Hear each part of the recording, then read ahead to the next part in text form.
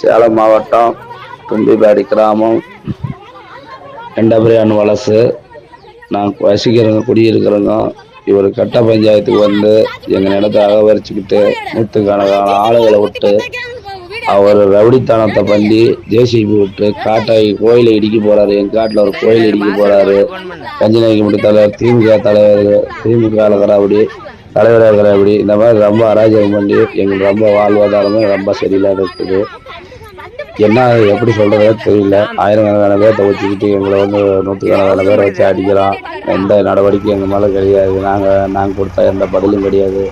அவர் எந்த கேஸை கொடுத்தாலும் அவர் மேலே வந்து எங்களை உடனே தூக்குறாங்க. இன்னைக்கு கூட பாருங்க, காலையில் ஜேசி போட்டு எங்கள் பொண்டு பிள்ளைங்க பூரா சீமனை ஊற்றி ஓமலூரில் ஜிகேக்கில் அட்மிட்டில் இருக்கிறாங்க. 108 வச்சு கொண்டு போய் ஜிகேக்கில் இருக்கிறாங்க. எந்த நடவடிக்கை எடுக்க மாட்டாங்க மேலே.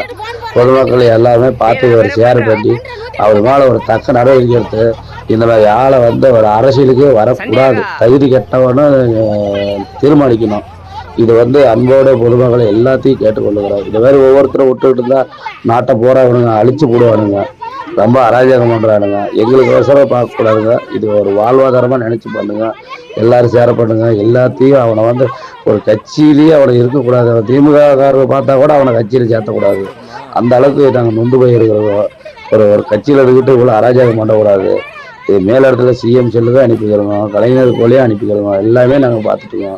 அவனை என்ன நடவடிக்கை, அவனை கட்சி விட்டு நேற்று திமுககாருக்கு தெரிஞ்சு இதை பேஸ்புக்கை பார்த்து நீங்கள் அவனை கட்சி விட்டு உடனே திமுக நீக்கி போடுங்க. அவன் வாழ்வாதாரத்தையே முடிச்சு போடணும். எங்கள் மேலே தப்பாக இருந்தால் நீங்கள் எத்தனை பேர் வந்து எங்கள் மேலே நடவடிக்கை எடுங்க. கொஞ்சம் தப்பு தான் எங்கள் மேலே நடவடிக்கை எடுங்க. இந்த மாதிரி அராஜகம் பண்ண சொத்தை வச்சுக்கிட்டு நாம் கால் 5 ரூபா சம்பாதிச்சுங்கிற ஆளுங்களை டார்ச்சர் பண்ணால் எப்படி வாழ்றது? 2012 2025 வரைக்கும் எங்களை டார்ச்சர் பண்ணுறாரு. நீங்கள் அந்த கட்சிக்கார திமுக காரன் கூட சரி, எங்கள் வீடியோ பார்த்தா